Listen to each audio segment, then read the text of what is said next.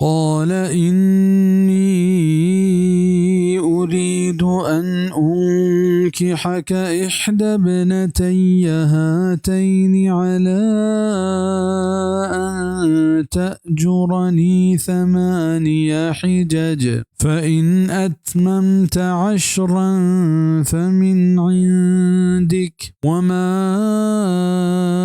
أريد أن أشق عليك ستجدني إن شاء الله من الصالحين.